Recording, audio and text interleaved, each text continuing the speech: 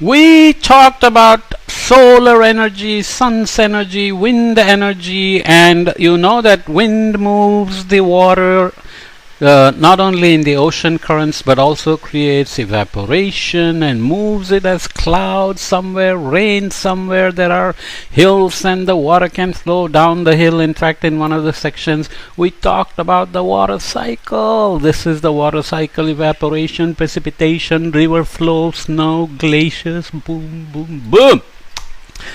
Now the third candidate, of course, is to use the energy that is there in the movement of the water in the earth system. And here is a nice image of a hungry bear standing there for the salmon to jump right into its mouth. If you don't know what is salmon, come up the river, lay their eggs, and they die, and then the eggs hatch and they grow into little fish larvae and little fish. Then they go back out into the ocean, they grow up, and then when they want to breathe they come all the way back up like this. And they are always going upstream in the river. Imagine how they have evolved to do this. Crazy, right? But the bear knows that's what they do, so it shows up at the right time and just says, "Come here, little salmon, I'm hungry." Okay, so let's come back to water and see what the water has to say. Hey, it wasn't my idea to make all those people move, but yeah, of course they had to get out of the way for that reservoir that people built 10 years ago. More than 1 million people lived there. Now there's just a huge, deep reservoir. We call it a dam. The residents had no choice but to move. The construction of the Three Gorges Dam meant their houses, schools and fields would be underwater. What you are doing is, there is a river that is just flowing down the hill or along its way to the ocean. Then you put a barrier called the dam, and the water begins to pile up behind the dam, which means the water begins to rise and spread.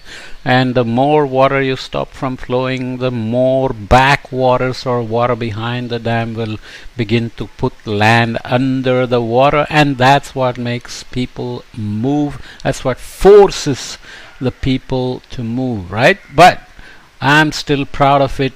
Even though Three Gorges Dam gets lots of attention about the bad things it does, so do all the dams.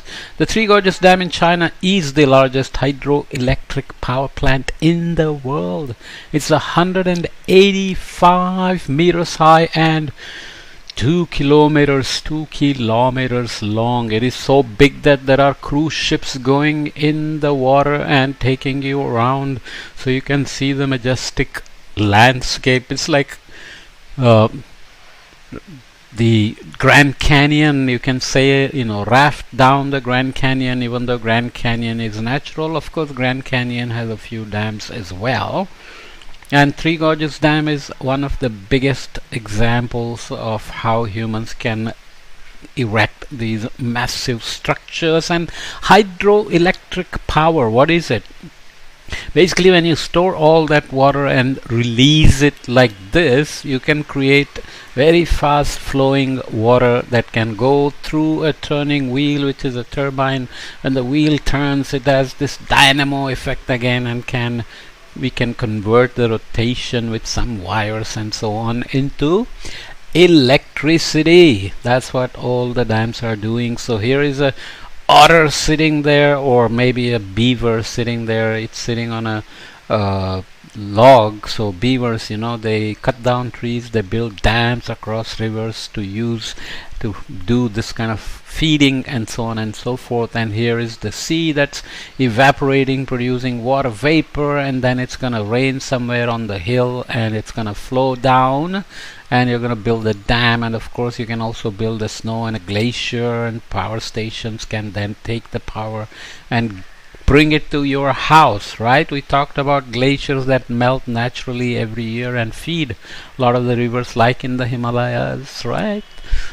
A hydroelectric power station makes use of my power, water power, as I flow from high to low. I would like to give a shout out to the sun too, because without the sun I couldn't evaporate like this and find my way up into the mountains. I can only flow down, I cannot flow up, but I can go up in the clouds and then come down and come back. So I kind of secretly turn on the solar power as well. I kind of secretly run on solar power as well, but yeah, I do make up the river that they dammed so that there could be a reservoir behind the dam. Inside the dam there is a hydroelectric power station with the turbines that start turning because I flow through them with great force, and that's what the dam gives. Three Gorges Dam has 32 of these turbines. With just one power station I create enough electricity for 60 million people. No coal-fired power station or nuclear power station can compete with me at this scale. The Three Gorges Dam isn't just the biggest hydroelectric power station in the world, but also the biggest power station of all, period. There are thousands of other hydroelectric power stations in the world, all of them smaller, but they are all working hard and doing their job with my flowing through them. I'll admit it, lots of energy is needed to construct a hydroelectric power station, and lots of CO2 is released when we do that, but once the power station is up and running, I provide clean energy and you can always count on me. Unlike with the sun and wind, you're not dependent on the weather and you can run the turbines whenever you want because the water can always be released from the dam, at least if the reservoir is full of me, but fine. I know that hydropower also has disadvantages, just as the Chinese people whose childhood homes are now at the bottom of the lake that got created by the Three Gorges Dam blocking the flow, or the fish who can't swim any further because they are stuck behind the dam, or the fish downstream of the dam because what was coming down with the rivers in terms of nutrients and other fish are all stopped. Or you can ask the farmers whose land isn't getting any more fertile mud from the river because the river got dammed, or even the cities downstream that are missing me because the water is now managed and controlled. But there is another thing. We talked about climate change, impacts of greenhouse gases increasing, and we said rain is reducing in some places and increasing in some places. Heavy rain is coming in some places and so on. So if you build a massive dam and global climate change reduces the rainfall or the snow on the mountains and reduces the flow into the river that is dammed, then you may have invested a lot of money without knowing what's gonna happen in the future. But I have another ace up my sleeve, though. You can also use me in other ways to generate electricity. I'll give you an example.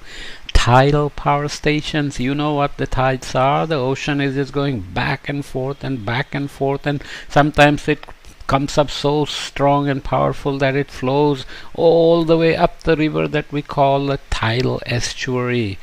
Do you know of a tidal estuary? Are you living near one of the tidal estuaries? You can figure out what they are. I'll give you an example. Tidal power stations, these create energy by using the difference in the tides. So that's actually the energy of the sun and the moon as well, because they make sure that I go up and down in the sea twice a day, or sometimes many times a day, or sometimes only once a day. So water comes in and goes out and comes in and goes out, and every time it comes in and goes out you can use it to turn a turbine. Like here, I go tide in and tide out. It's going in different directions, but you can design that so that you're generating power both when the tide is coming in and when the tide is going out. So that's actually energy. Okay, tidal power stations are especially useful in places where there is a big difference between high tide and low tide. When the tide is in, the turbines turn one way like this. When it's out, the turbines turn the other way. Tidal energy is harmful for the sea creatures in the area though, because they can come in and get caught and die, and their breeding cycles can change and so on and so forth. And if I am salty, can damage the turbines because the machines get corroded, the pumps get corroded by salty water. But hey, there is always a catch. We are saying renewable energy, sustainable energy, but you have to still design everything so that there is no negative effect, right?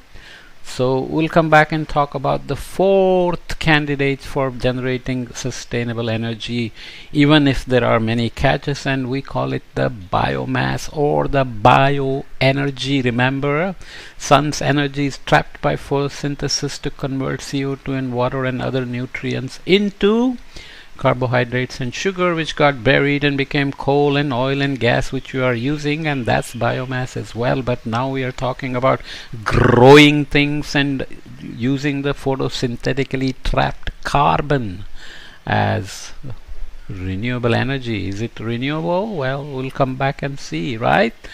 This is fun. This is good news. So you can start thinking about how to produce more efficient solar cells, more efficient wind turbines, lighter wind turbines that don't make as much noise, and you can think of how to use water and tidal power, and also there are wave powers, and how to do that without hurting anybody in the water or downstream or upstream, and so on and so forth. Okay, see you in the next podcast with bioenergy.